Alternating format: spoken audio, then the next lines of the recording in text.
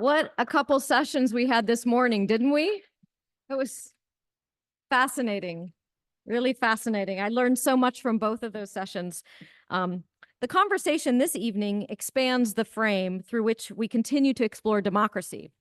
We'll be talking about democracy through the lens of art, the power of art and the role of art, and specifically poetry. It's not about policy or ballots or legislative procedures. It's about the role of poets in challenging and inspiring us to pursue our desires for sustained, meaningful engagement in the democratic experiment. To introduce this session, I'm excited to welcome COA alum Eloise Schultz, an educator, musician, and poet. Thank you, Eloise.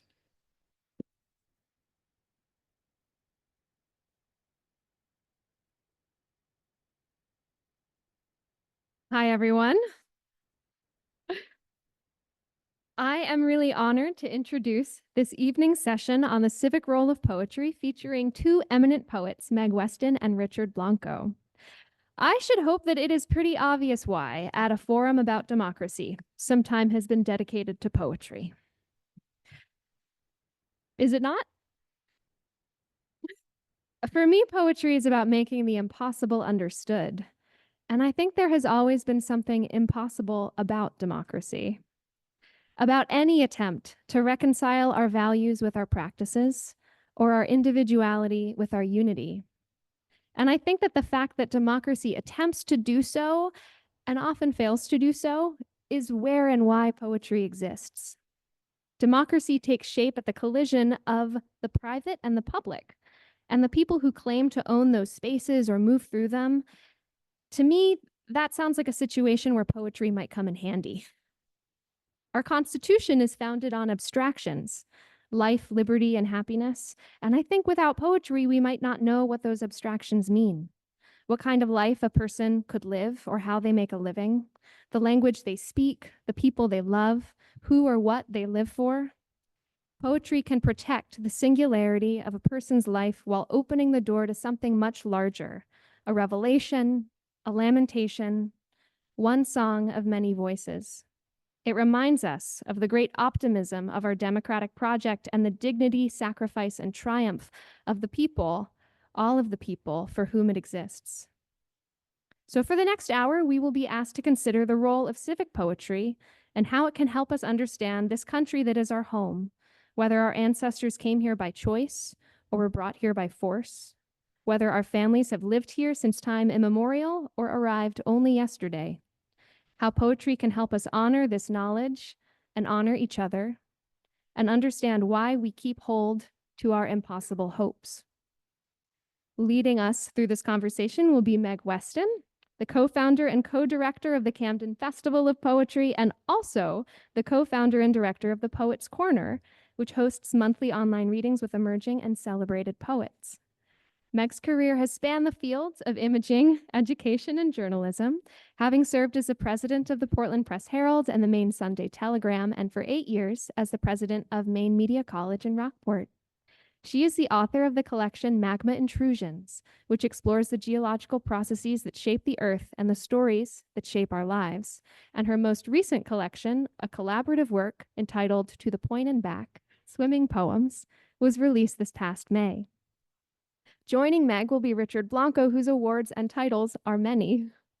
I'm going to let Meg introduce Richard and get the conversation going. So without further ado, thank you so much for coming tonight, and let's give them a really warm welcome.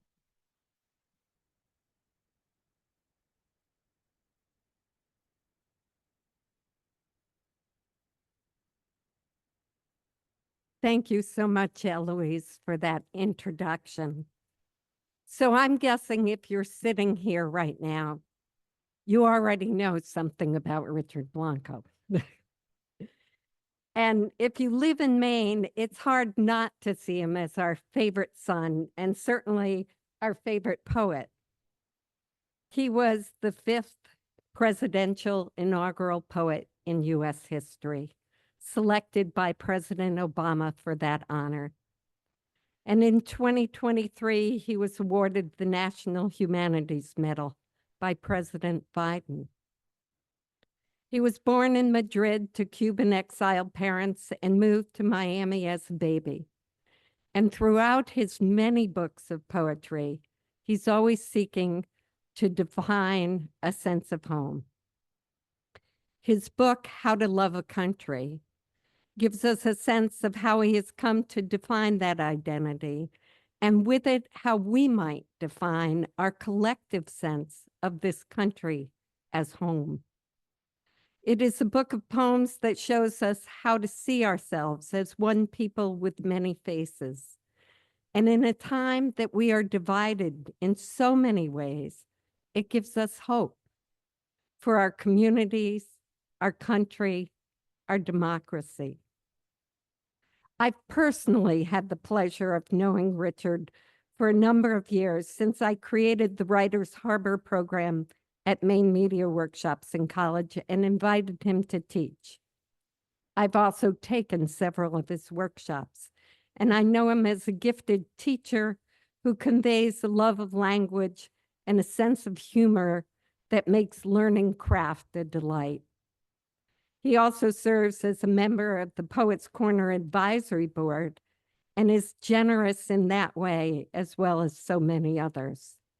In fact, it's this generosity of spirit, humor, and insight that I know you're going to enjoy in hearing him read and talk with us today. So, Richard, I'd love to have you start by reading a poem.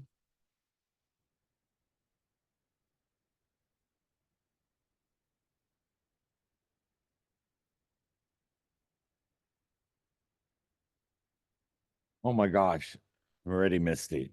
Thank you, Louise, for that beautiful setup of what poetry is, how we think about it.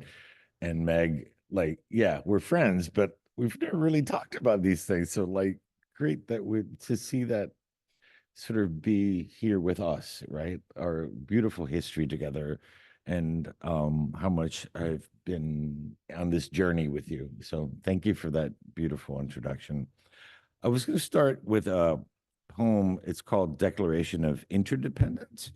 And I'll just give you a few little notes, rather.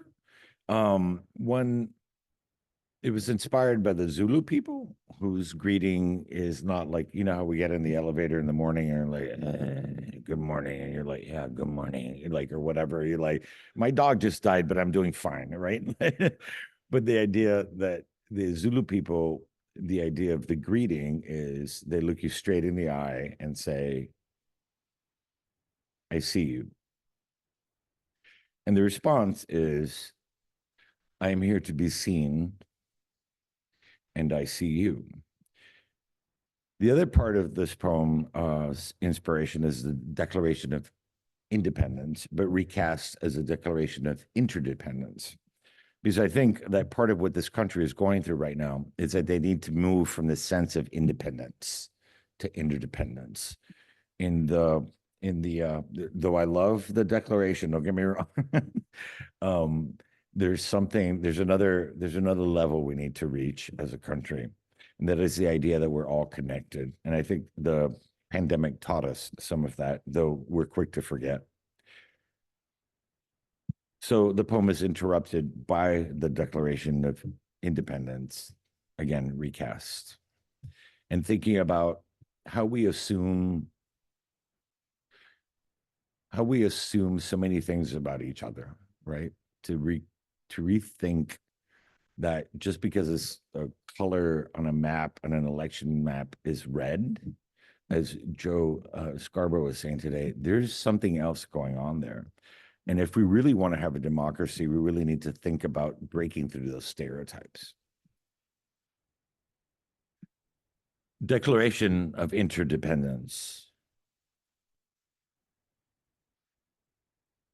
Such has been the patient's sufferance, where mother's bread, instant potatoes, milk at a checkout line, where her 3 children pleading for bubble gum and their father, where the 3 minutes she steals to page through a tabloid, needing to believe even stars' lives are just as joyful, just as bruised.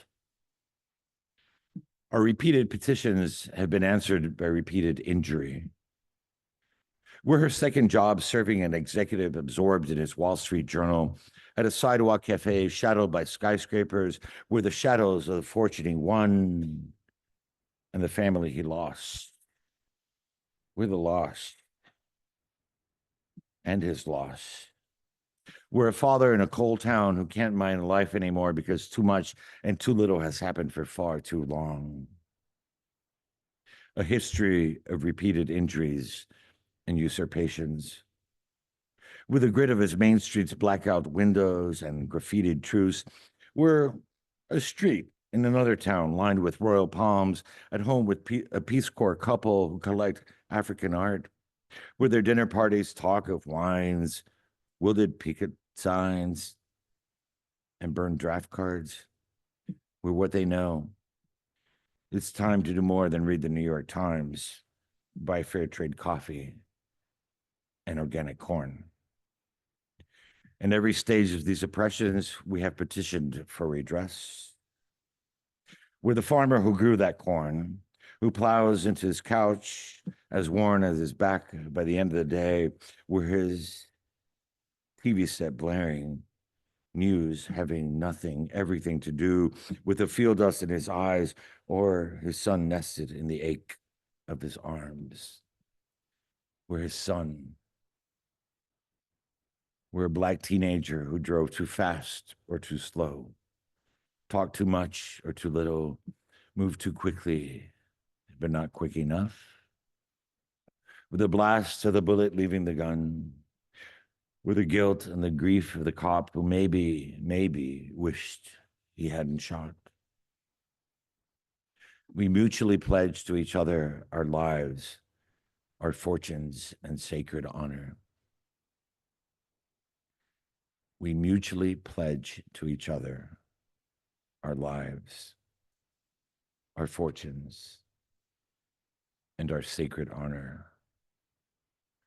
We're the dead. We're the living, amid the flicker of vigil candlelight. We're in a dim cell with an inmate reading Dostoevsky, with his crime and his sentence, his amends, with amending of ourselves and others. We're a Buddhist serving soup at a shelter alongside a stockbroker. We're each other's shelter and hope. A widow's 50 cents in a collection plate and a golfer's $10,000 pledge for a cure. We hold these truths to be self-evident. We hold these truths to be self-evident. We are the cure for the hatred caused by our despair. We're the good morning of a bus driver who remembers our name, the tattooed man who gives up his seat on the subway, where every door held open with a smile when we look into each other's eyes, the way we behold the moon. We are the moon. We are the promise of one people, one breath, declaring and daring to one another. I see you. I see you. I see you. I need you. I am you.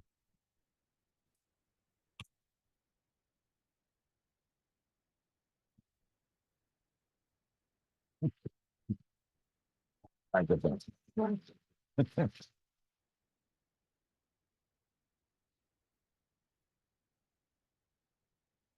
that's a way to start, isn't it? Yeah, it sure is, Richard. It's such a beautiful. As I always say, my poems are smarter than I am, so like the rest may not be so good. Well, it's the perfect way to kick off the conversation with a poem like that ends in those beautiful lines. And I'd never heard you before say, the Zulu Yeah, yeah. inspiration. So every poem comes from some kind of inspiration, but also I think in some ways, some urgency to write a poem. So what propelled you to write this poem? Well, in part, it was serving as presidential inaugural poet, or PIP, as I like to say. Let me, as you were saying earlier, really made me understand that poetry can have a much larger space, or has had a larger space in terms of, you know, civic discourse, et cetera, et cetera. And so the book, after that experience, I started really investigating these kinds of things. Where do I have an opportunity to be a poet that, or write poems that actually, not that even being autobiographical stuff is also good, but like, how can I sort of break out a little bit and think about that? And that was one of those poems that was just like, this seems so obvious to me that we need to rethink what we're doing as a country. And that poem was written in pre-2016, just so you know, like, because the seeds of division were already there, right? We knew that there was something going on, that things were being polarized. So Yeah. And the book, what year did the book come out? oh God, like you can kill me. I I think I should it look was it like, I think it up. was 2015 or something, like Because even it- 2014. No, the first poem in it is 2016. So So yeah, copyright so 20. but it was before the election, but just 2019. before then. And it was before the events Just of before the election, yeah. 2020. Yeah.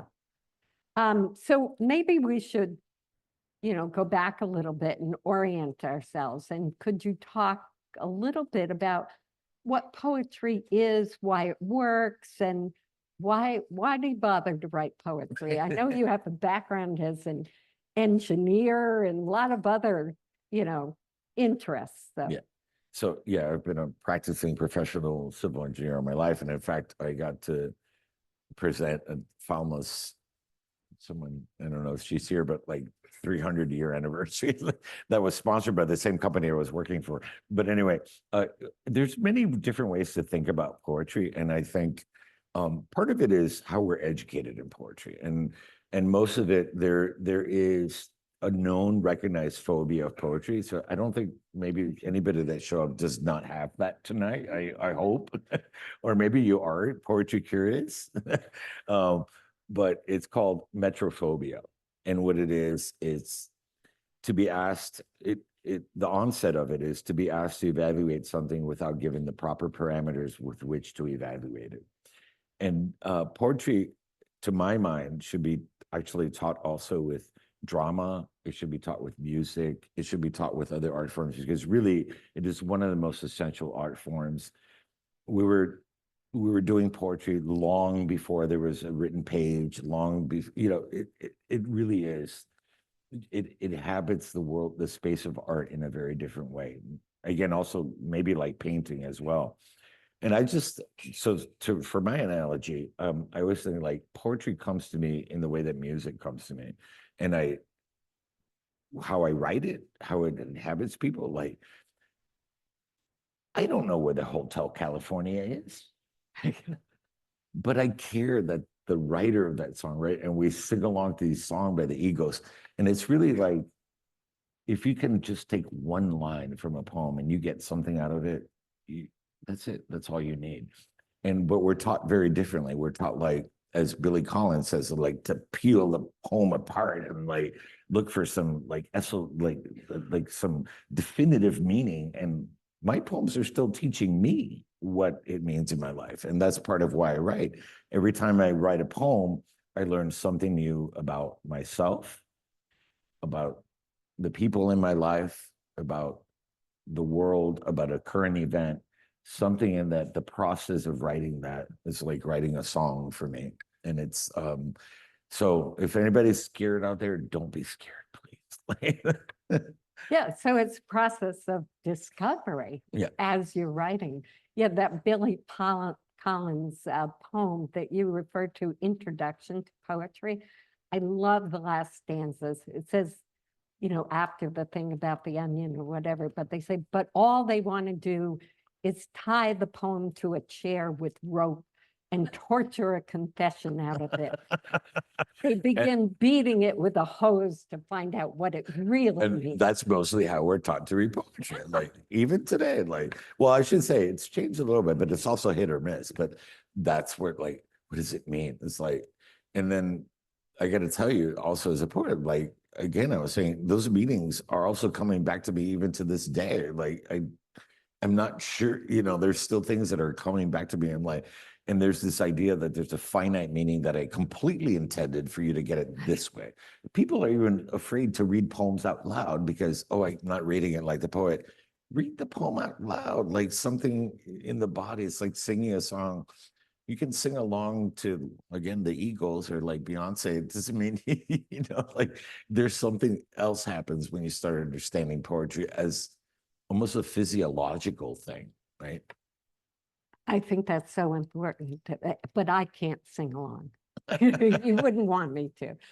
So I'm going to shift gears a little bit. So in his poem In Memory of W.B. Yeats, W.H. Auden has the often quoted line, "Poetry makes nothing happen." But do you think that poetry can make something happen? It would seem from the kind of poems you write that you believe it can make a difference. You know, being an artist, and I'll say a poet, but also an artist in general, the ripple effects are like, you just never know, right? But I'm not that naive. I don't think like, oh my God, a poem's going to change the world or whatnot.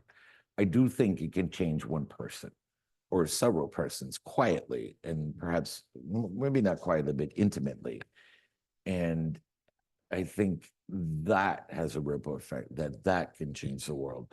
I often think of like what inspires some of our great leaders, or like it might have been a poem somewhere, like maybe Obama read a poem somewhere, right? Like I know that was true for me. And it's really interesting as an artist, you don't always see that effect, right?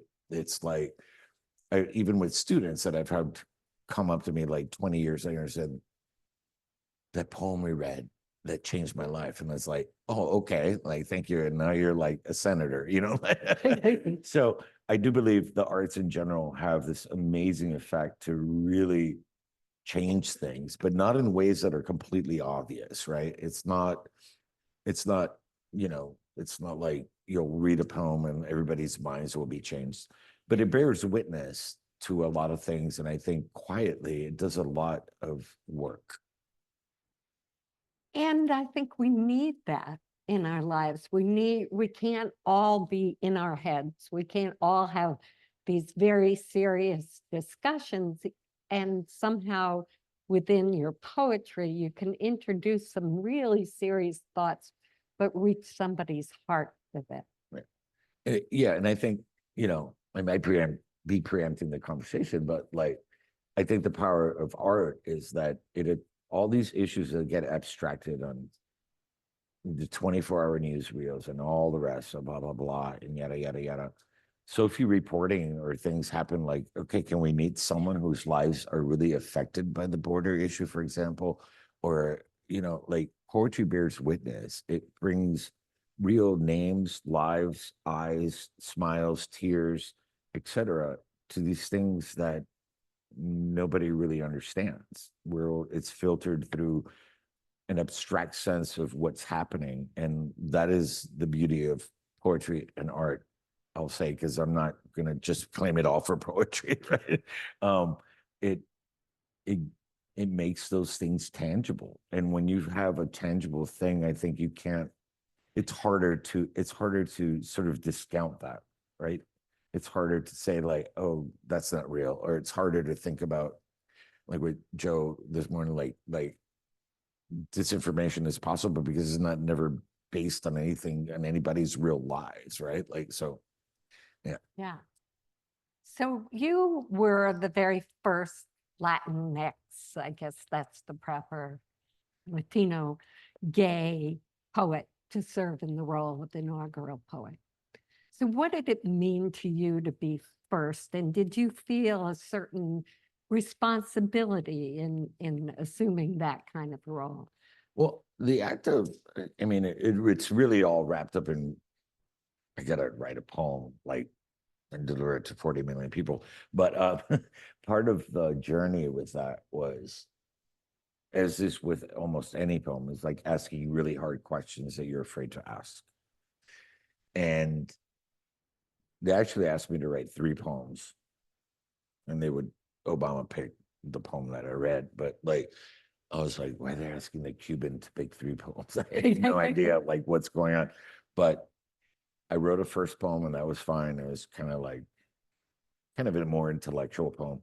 The second poem was really difficult because I had to face that question, which was,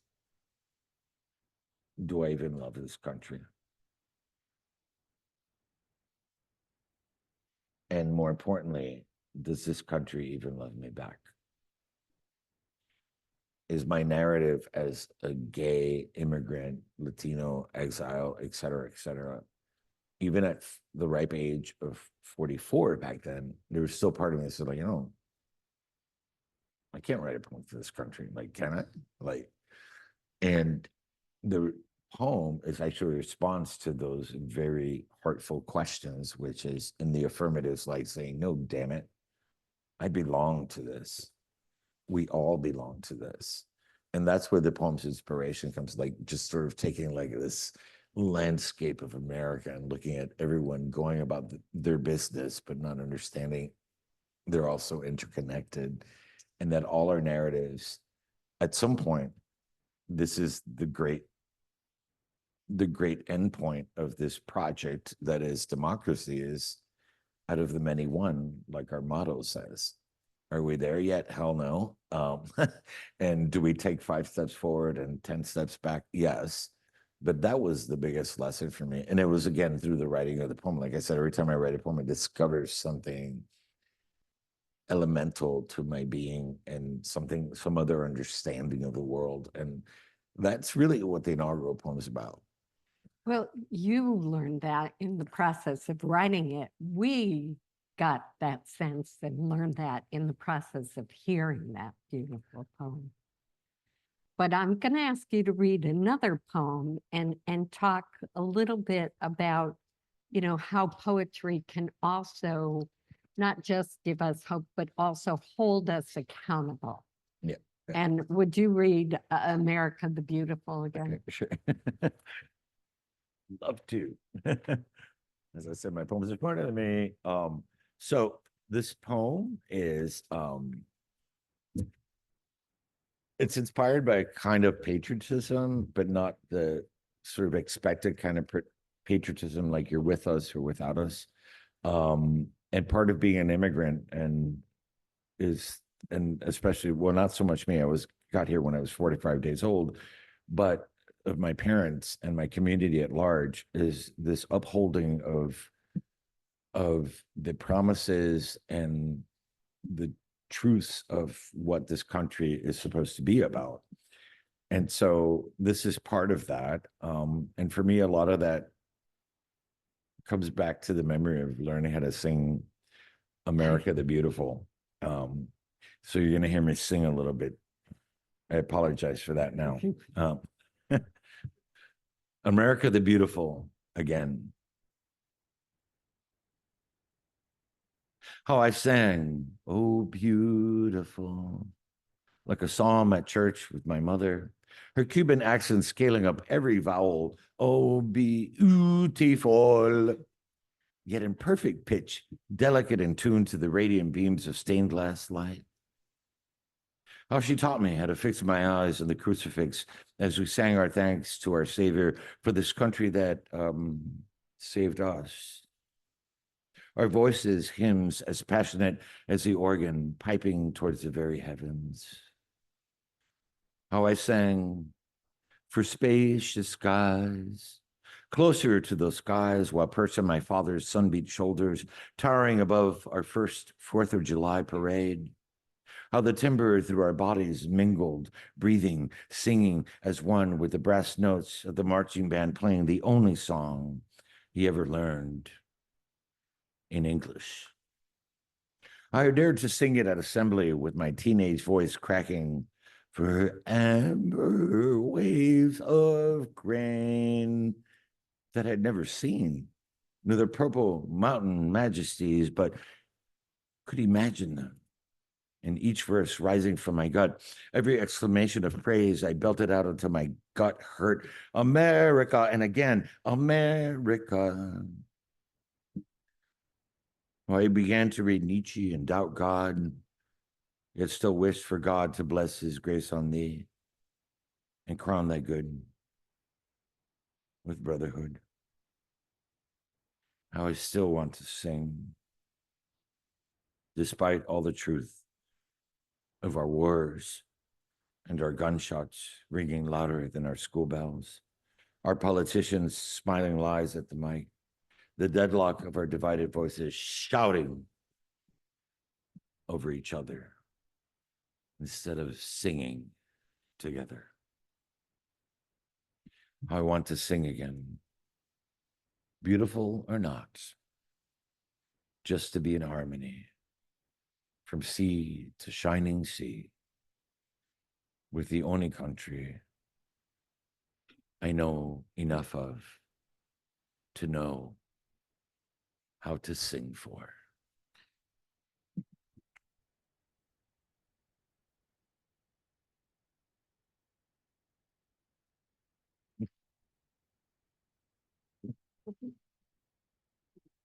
How beautiful, except for the singing part. No, you reach so deeply into your own experience, and yet you bring it to a level that relates to all of our experience. And I wonder if that's what really helps a poem hold us accountable. Yeah, again, it's kind of what I was saying, it's like bearing witness, like, and so that poem, and like I was saying, it's like my mother's and my parents like sort of insisted on really holding this country accountable, right? I mean, they're like, I mean, it's hard for me to sort of say anything negative about this country to my mom's like, but also it's also very critical about this country in her own way, like especially what's happening now. She's seen that in her own country. I mean, we're a nation of immigrants, and like we come here a lot because of the unrest and the lack of democracy in places, and this is what we come for. So like, yeah, in a way that holds me accountable, but then I try to write poetry that holds that accountable by telling those stories, and not just my own personal stories, but also stories of other immigration, other marginalized peoples, other things that, again, are never really said in the news. They're not really unpacked in the news reels. So that's a difficult thing, telling somebody else's story. And yet I wonder how poetry does that in a way that sometimes fiction can, to give us an inroad or encourage us towards empathy. And you wrote that the poem, and it's a difficult poem, Easy Lynching on Herndon Avenue. And I think you wrote it for the book you did with Jacob Hessler, where you were each responding to, or you were responding to a photograph. Could you talk a little bit about that and then maybe read that poem too? Yeah, it was a collaborative project. And then some of you in the audience may know Jacob Hessler from Camden, a contemporary landscape photographer. And so we did this project, which became a fine press book with Two Ponds Press.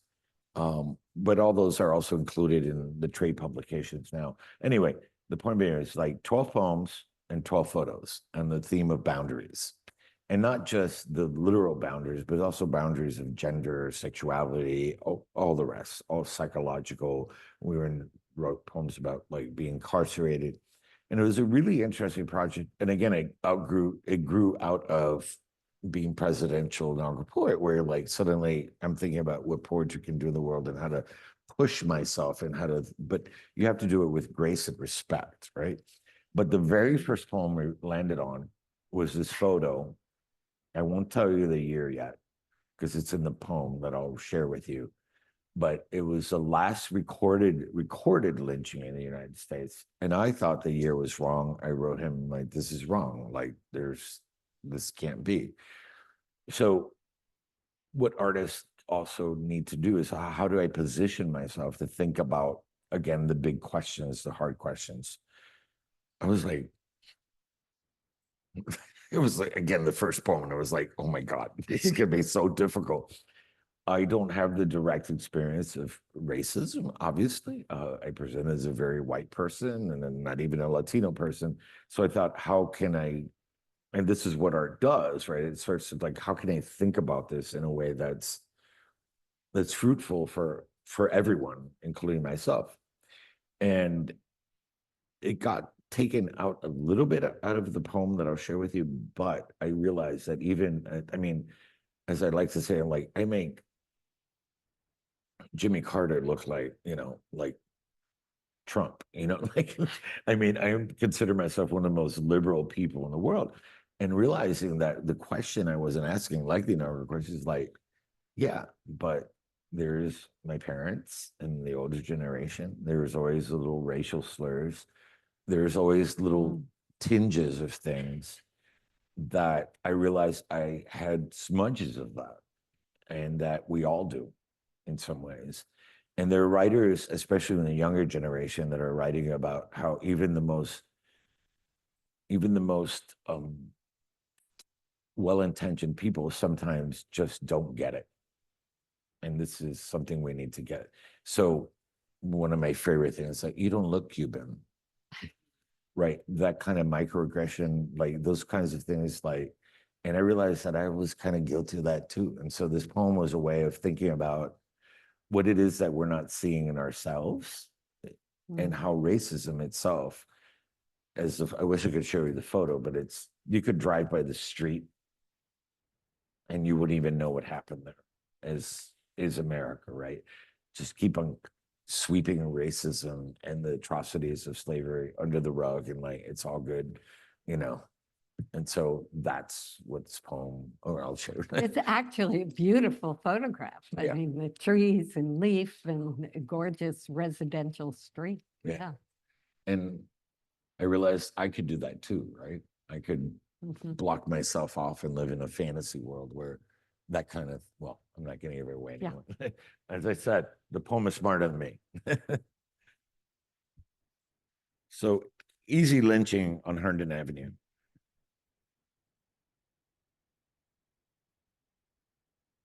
What I'd rather not see isn't here. No rope, no black body under white moon swaying limp from a tree. No bloody drops of dew on the 21st of March, 1981. That's in some other photo, like a dozen other old photos I've gaped at, not wanting to turn away from the snapped necks of the hanged, and the mob's smug smirks, asking myself, how could they? Why? Questions not here, not in this photo, a crisp and tranquil snapshot, murder washed out by time, history left uncaptured. What's left now is easier on our eyes. Only pale morning light seeping blue into the sky, a backdrop to the necks of the tree boughs bowing like swans, innocent of any crime on Herndon Avenue, pictured like any other street, clean sidewalks, no blood, utility poles strung with wires, no rope, a few pavement cracks, no broken boned body. Easier to imagine only this. Groomed children waiting for the school bus, grinding to a halt that March morning, the 21st, 1981. Their backpacks zipped with undoubtable history and equations, cartoon lunchboxes filled with fresh ham sandwiches and sweet grapes. Sport coat fathers dashing to work, worried about paychecks and the greenness of their lawns. All-day mothers left tending silk pillows never fluffed enough, scrubbing sinks never white enough, wiping windows never spotless enough. Easier not to ask if anyone saw him, if anyone knew the boy whose mama had named Michael. Michael Donald. Easier to think no one was friendly with Mr. Hayes or Mr. Tiger Knowles, who on the night of March 21st, 1981, drove around looking for something black to kill. They spotted him, aged 19, walking home, the body, strangled him first, then slit his throat. The blood chose a tree to hang him from the rope, Herndon Avenue, 1981. Which tree was it that shook with his last breath? Easier not to look for it, not find it. And I make ourselves imagine Michael still hanging on Herndon Avenue, his death still alive since March 21st, 1981. Easier not to look at his shut eyes, wonder what his favorite color was or superhero. If he liked to skateboard or draw. If he heard his mama's cries. My boy. Jesus, my boy. Easier to believe the last words on the lips of his murderers must have been, forgive us. To trust this kind of thing doesn't happen anymore. Stay blind, no rope, no blood, no body, till the life of a boy named Michael is visible in this photo. That is, until you dare to look hard and long and deep enough.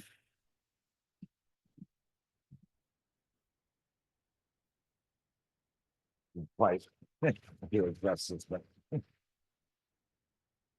Yeah, the poem makes me want to cry. And it makes us want to see and have to see. I have to see, right? Have What we're to not seeing all the time, even when we think we're seeing, right? Right. And I think it reminds me of what Joe Scarborough was saying today, like, you know, and it kind of goes with the Declaration of Interdependence, that we're not seeing each other, we're not seeing things, right? Like, and that he was talking about how so many counties like were voted for Obama, right, twice, and then Trump. voted for Trump. And there's a larger story that I think poetry can infiltrate, or the arts can infiltrate in ways that other things perhaps are blind to, or well, maybe it's not their job. I don't know. But I've served in the Obama Foundation. I had to wake up like after the 2016 election and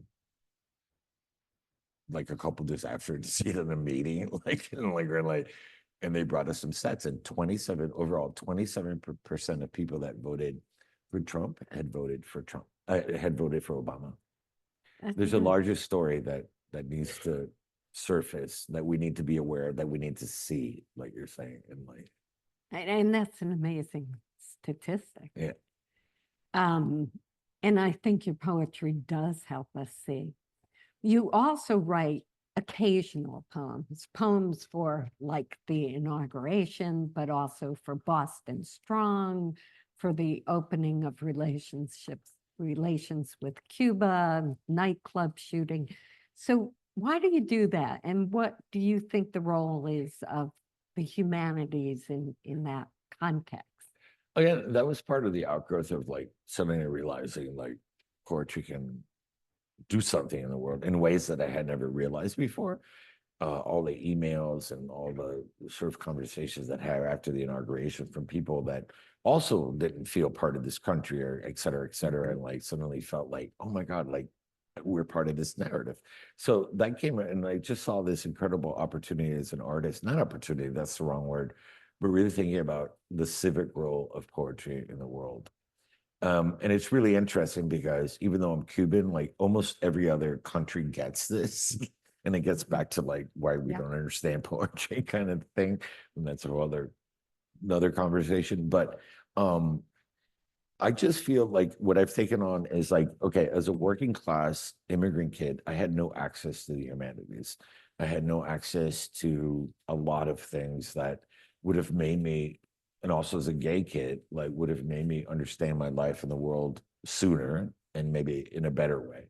So part of my charge, self-imposed charge, is the idea of the public humanities.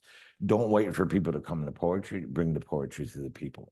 And in a way that's also very democratic. Poetry, I gotta say, there's been eras not long before when I started writing where it started getting very sort of undemocratic, right? And that poetry has become so democratic in the voices that are out there, what's happening, but bringing it to the people instead of like waiting for like someone to take a poetry workshop, right?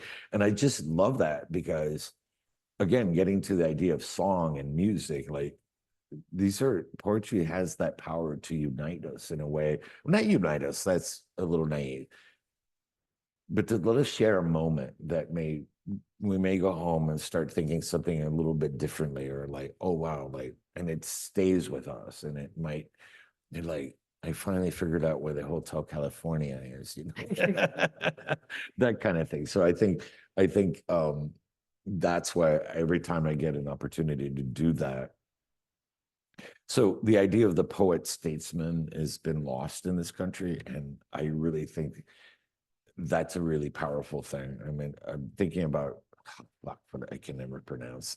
You may not know it, from Czechoslovakia, Havel, who was a poet and a president. Like, and I think those, to me, I think I'm going to go out on a limb here, and this is why in my home state, not home state, but where I grew up in, they're trying to destroy education in Florida. Because to me, the ultimate savior of democracy is the arts. It's what saves everything in ways, again, that aren't always measurable, but the arts make everyone think. And also, it meets everyone at their common human denominator.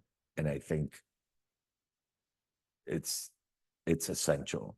And I think, right, when Hitler invaded, like, the first thing they did was take all the paintings down, right? Or something.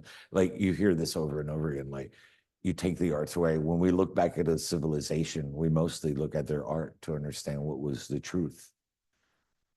We look at the architecture, the poetry, we don't look at the newspaper articles, right? We look at, and with all apologies to Joe, or like journalists, like, but at the end of the day, the truth of human history in all its subtleties, in all its nuances, in all its inevitabilities is in the arts. And that's why they imprison poets first, right? And that's why. They imprison the poets first. Well, yeah, right? I thought I was going to be the first poet to be arrested when Trump got elected. I'm like, damn, like, I was like, yeah, But Alice often, Ginsberg was arrested for other reasons, but like, yeah, they arrest poets in Latin America, all over the world. Like, they're dissident poets, like Pan America, like, that's just like, they're dangerous. Information is like, that kind of truth is dangerous. So I think because it can sort of slip under the radar and you don't turn it off in the same way, and it brings people in the same room together. And I got to say, we're very lucky here at the college that your new president is a writer. You know, isn't that a gift? Understands that value of the arts and language. I also think it's changing in the US today. Do you? I mean, I seem to run into more poets and poetry and more elevation. What's your thought about yeah, that? I mean, I haven't taught for a while, and I took accepted a position in my alma mater, which is very much the same way, the same kinds of students that I was, working class immigrants or first generation. And like, I mean, my poetry classes fill up like in like 5 minutes, but also I've realized that even also when I visit, like as young as like 5th grade, there's a different sensibility of poetry that, first of all, poetry has become much more democratic as well. So like when I was growing up, you know, we only read, as they say, as the saying goes, dead white guys, right? Like now teachers are bringing in like these living poets, like people from their own backyard, like me, even in Miami. Like, I visit a classroom and they're like, oh yeah, like we grew up in the same space.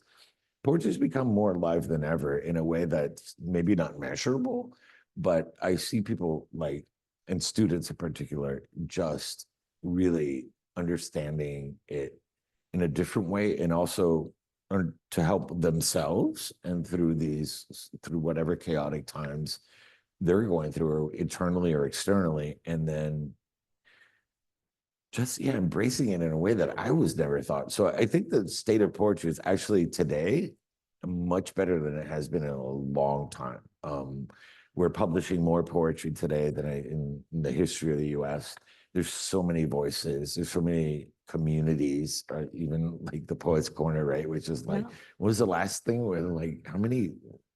It was In 40 crazy. years, we have 4,500 people all over the world Yeah. who tune in on Zoom every month. And it's not by accident that I think, as I should say, I think there might be a correlation as things get more and more sort of unfathomable. There's more poetry. Like I feel that in my students, they don't know what to make out of this world, and I think they turn to poetry as a way of making sense out of something, both personally and also in the larger sphere of the world they live in. So talking about making sense of things, maybe we can wrap up with a poem. I'm going to ask you to read the poem that really starts out your book, How to Love a Country, called Election Year, because guess what? We're in an election election year. year again, and this poem contains so much hope, but also an admonition of what we need to pay attention to the things we care about. So maybe we could, before we go to questions, ask you to read that poem. Sure, I would love to.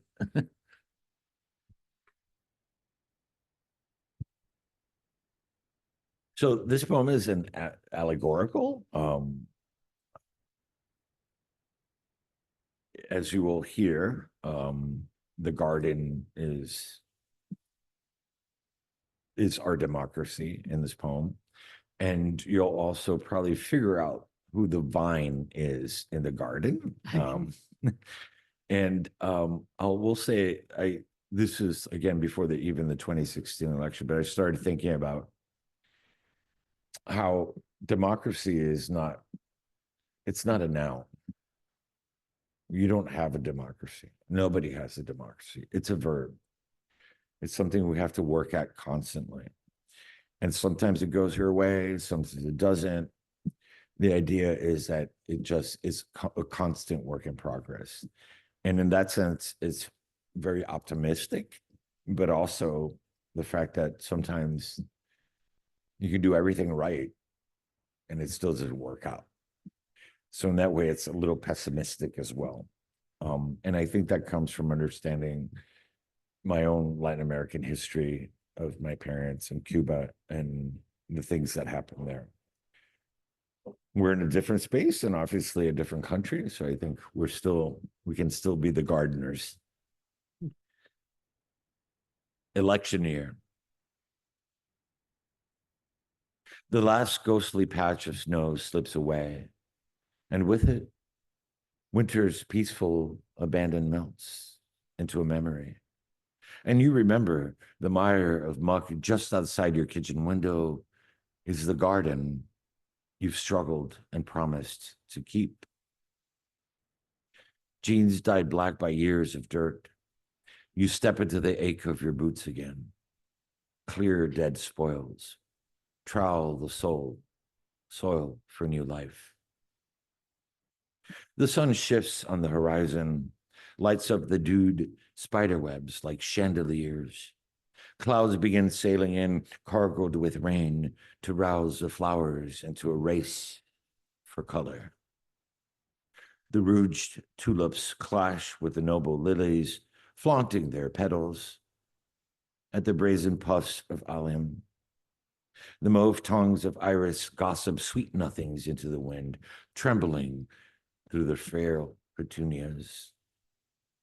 Mornings over coffee and news of the world, you catch the magic act of hummingbirds, appearing, disappearing, appearing, disappearing. The eye tricked into seeing how the garden's flowers thrive in shared soil, drink from the same rainfall, governed by one sun, yet grow divided in their beds where they've laid for years. In the ruts between bands of color, ragweed poke their dastard heads, dandelions cough their poisoned seeds, thistles like daggers draw their spiny leaves and take hold. The garden loses ground, calls you to duty again, with worn gloves molded by the toll of your toil and armed with shears, you tear into the weeds, snip head-bowed blooms, prop their struggling stems, butterfly wings wink at you, hinting it may be all a ruse as you rest on your deck, proud of your calloused palms and pained knees, trusting all you've done is true enough to keep the garden abloom. But overnight, a vine you've never battled creeps out of the dark furrows, scales the long necks of the sunflowers, chokes every black-eyed Susan, and coils around the peonies, beheading them all. You snap apart its greedy tendrils, cast your hands back into the dirt, pull at its ruthless roots. Still, it returns with equal fury and claim. The red poppies scream, the blue asters gasp for air, strangled in the vine's clasp that lives by killing everything it touches. The sun's eye closes behind mountains, but you lose sleep, uncertain if the garden is meant to inevitably survive or inevitably die, or if it matters one way or the other, with or without you. Maybe it's not just the garden you worry about, but something we call hope, pitted against despair. Something we can only speak of by speaking to ourselves about flowers, weeds, and hummingbirds, about spiders, vines, and a garden tended under a constitution of stars we must believe in.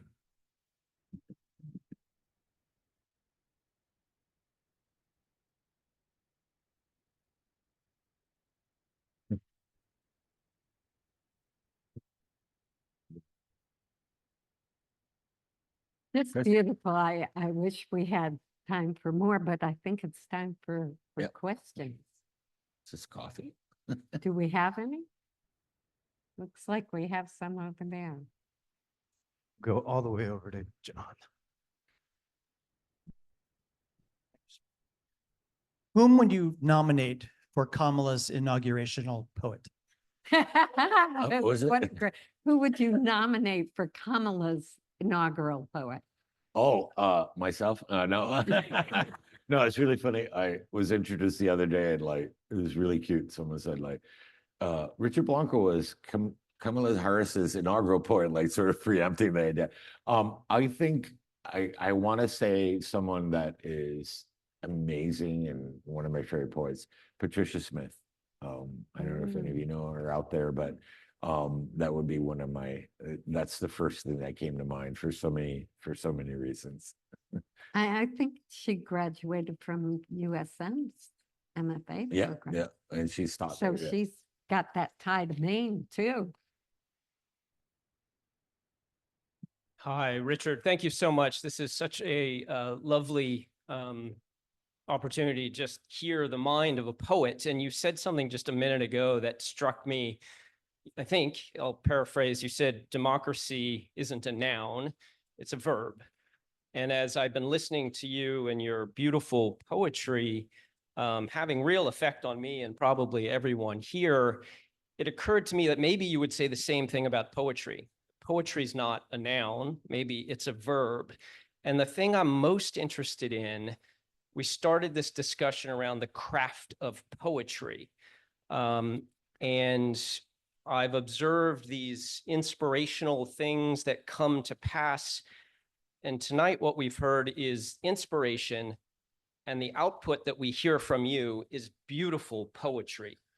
I'm really curious, the craft part of inspiration to beautiful output.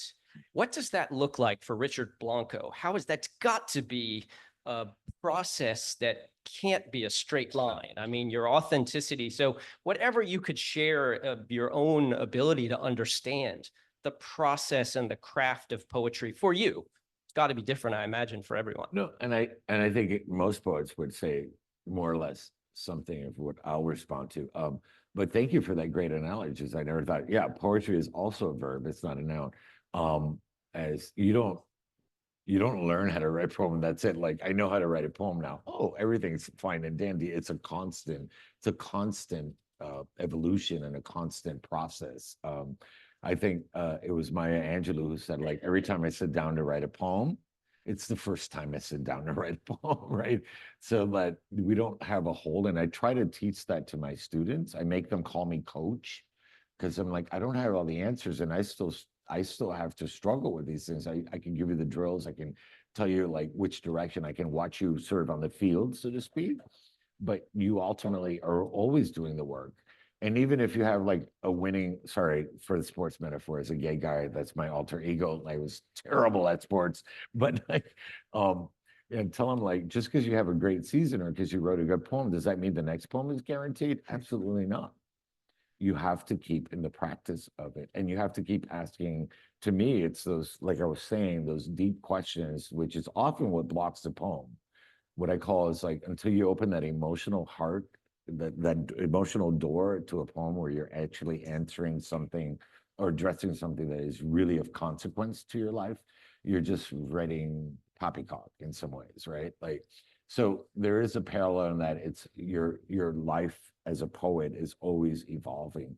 What I like to say to my students is that for me personally, and I haven't shared that today, but I do in most readings, is that there is a central question that guides all my questioning, and that is the idea of home.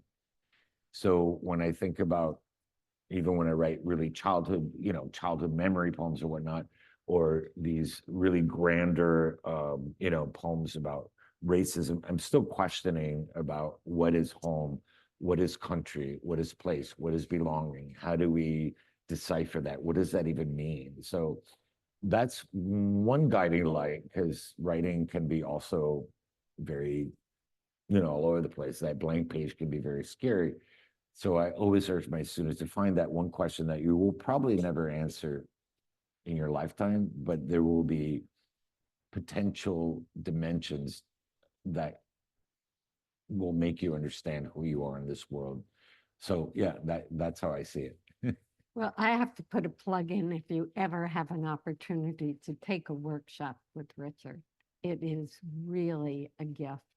And he is a gift as a teacher in helping you discover those obsessions that you Obsessions, have, yeah. and find a way to express them and continue expressing them. So Yeah, that poem actually showed, as I said, it's one of the hardest poems I've had to write. But the easy lynching on Herndon Avenue, I show all the drafts to my students on the first day. And I'm like, how many pages are there? 34, right? Yeah, 34. Like, scares the hell out of them. But like, I'm like, this is an extreme case, but like, and it's like that. If you're doing it right, you're still trying to discover. As I said, that's what keeps me addicted to poetry, is because it's not a thing to get back. It's not, I know how to write a poem. And I'm sorry, any professor or any kind of person is like tells you I know how to write a poem, like, That's great. Yes. I was very moved by your poem that you wrote for Governor Mills' second inauguration. And I have looked and looked and looked for that poem. I'd like to have a copy of it so I can savor it. Where can I find that? Gosh, I never thought about that. I'll give you my copy. I have it here for one. I can always print another one. There was a beautiful, which Two Pounds Press did a beautiful little like a broadside, but that was just like just mailed it to some of those folks. I should put it online. And actually, it's in actually. I should also say, not to plug myself, but it's in the new book. It was so happy it made it in there because my editor was like, I was like, "Are you sure you weren't?" Like, he's like, "Yeah." And it's right in the space where I'm talking about Maine. So, yeah. But if Okay. not, I'll give you my. But copy. it's in Homeland of My Body, that book, What's that? your newest book, Homeland. Yeah, Homeland on My Body, Great. and just for those of you who don't know, so I was asked to write a poem. Well, I think my husband got me into this deal with Governor Mills, who I call the mayor because she's so friendly. It feels like a mayor. But it was her second inauguration, and it's a poem based on a trope of nature and how Maine is like how nature governs us. And I really like that poem, which I don't say that often. And I think the governor does too, maybe. I'm not sure. I hope so. Yes, we have one. We have another. I was at the Obama's inauguration when you gave a poem that was really good. And I was going to ask you a question. Do you have any tips to make sure that next summer the College Atlantic Summer Institute is not about dictatorship? I don't know if you're aware, but we have some local folks here on this island who are really pushing the 2025 agenda. You know, I'm not going to mention any names. If you're aware of it, you know who I'm talking about. It's not just one human, but he's the focal point of this 2025 thing. And I know that the Trump administration is trying to say, what's that? You know what it is. And next year, I mean, if somebody like a gay man, or they want to put people like who are free thinkers in concentration camps. I mean, I'm kind of pushing the envelope on that, but what you know what I'm saying. I like coming to the Summit Institute every year, and I don't want it next year on dictatorship. We've really got any tips on activism, what we should do outside of just speaking poetry? Well, you know, that's a sticky wicket for me, as they say, in part because I've realized I'm kind of a bad activist in a way. Like we all contribute in our own gifts to what makes something, happen. And so what I try to do with my work is like offer it up, like not just these places, but also all kinds of nonprofits, let them use those words and let me hopefully, because activism can be, it can be tiring, right? It can be sometimes feel hopeless. So I try to be that person for them. So that's part of the answer. I think if I may read into your question a little bit, it's like, yes, it seems that at times you're like, why are we dicking around with poetry? Like there's some real things to be had, right? Like if I may. And I think I would say that it's kind of the opposite. I think the lack of poetry, I'm not saying that poetry is going to save us, but I think the lack of it or the lack of the arts is what got us here in the first place. The lack of empathy, the lack of understanding. I think the humanities, if they do any one thing, it's not cocktail party conversation, really, which we're kind of all sort of taught that that's what it is. But it teaches us one thing is empathy. Empathy for ourselves.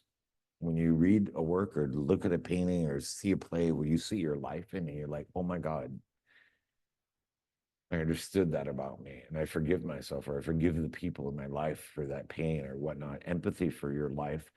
And then it's also empathy for being able to place yourself in somebody else's shoes. So I don't want to be, yeah, the idea like you can imagine yourself thinking about what it feels like. We've all been to medical doctors, right? You know, the ones that get it or don't get it. You know, the ones that walk in and you're just a body and a machine. And you know, the ones that see you as a human being. So the humanities really just teach us to be better doctors, lawyers, engineers, and politicians, et cetera, et cetera. So I don't know. I got to be honest with you. I'm having my doubts like all of you. I mean, and more so because I've seen from my parents' history what that looks like from their stories. But what's the alternative? Like, I could easily leave teaching in Florida. I'm like, screw you, like, fire me. There comes a time where you realize your moment in history, and whether it's in the arts, like I said, whether it's in the arts or whatever you do, use your gifts to everything counts in some ways, right? Everything adds to some aggregate. In the aggregate adds to hopefully a shifting energy or momentum in the right, or it's just saying right, but like, but in a direction that is hopefully the better direction. Yeah. I love that. Everything counts.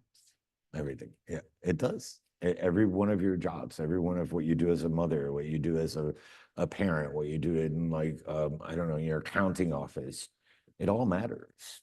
And you don't have to be an activist to be an activist per se, but I get your question. Like sometimes I ask myself like, yeah, what am I doing? Just writing poetry, but I know that it matters somehow. Well, I'm grateful that you do. And I think it makes a huge difference. It has in my life, but just hearing the poems you read today and reading your books, I think makes a huge difference to all of us. So thank you. Thank you for being here. I love it.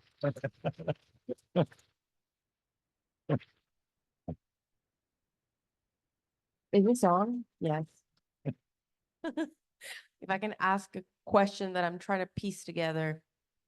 My name is Juliana. I'm Colombian. And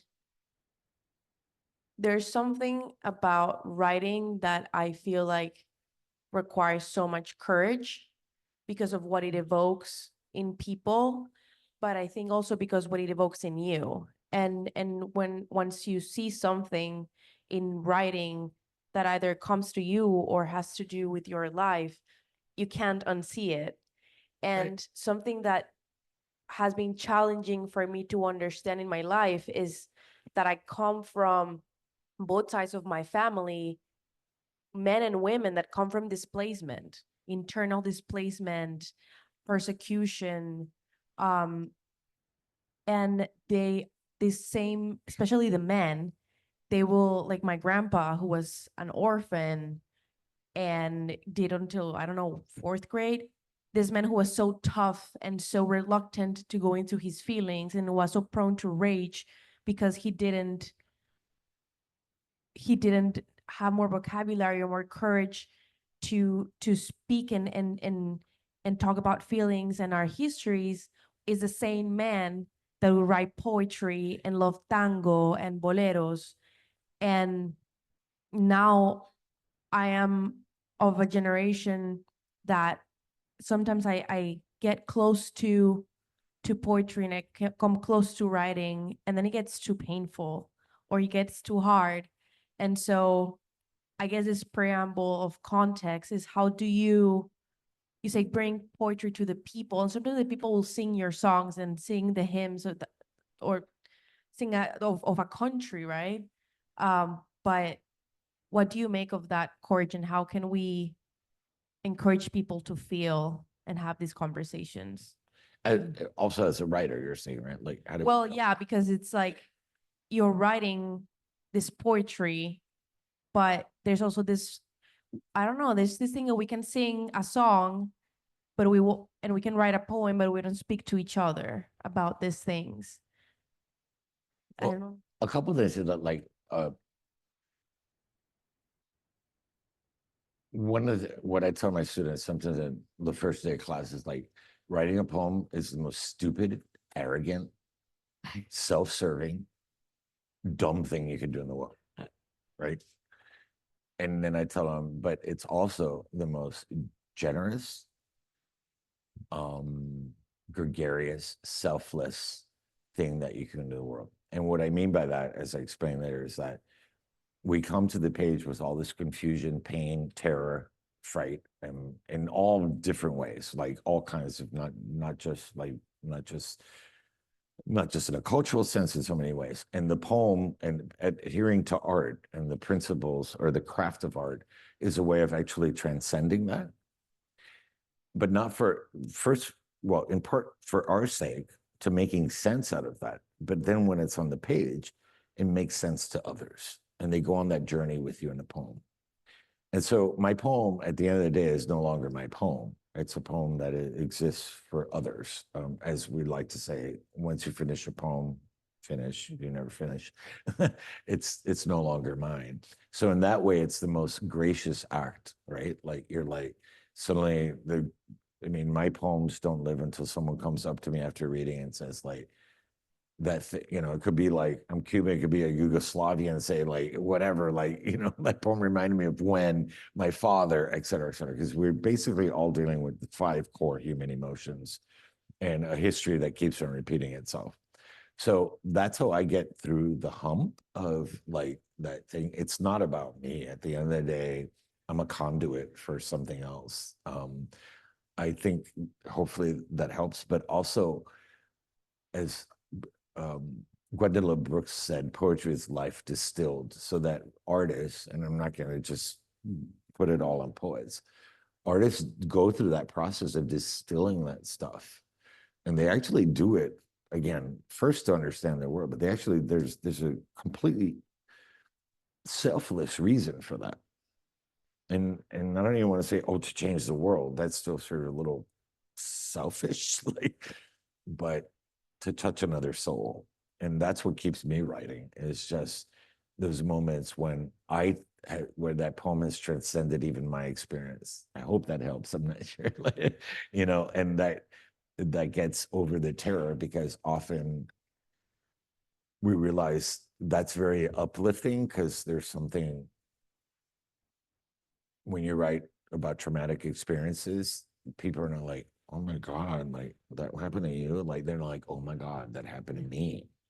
Like, and then you feel like, oh, this is where I need to be. Like, this is what I need to write, right? Thank you. Thank you, Richard. Thank you, Meg. Yeah, you really made the invisible visible for us, and I'm sure we'll be talking about the session for the next few days. I invite everyone to the Geyer Oval for some hors d'oeuvres, and I'd just like to point out that the delicious food you've been eating all week in this cocktail party or reception here is made by the COA wonderful chefs and kitchen staff. So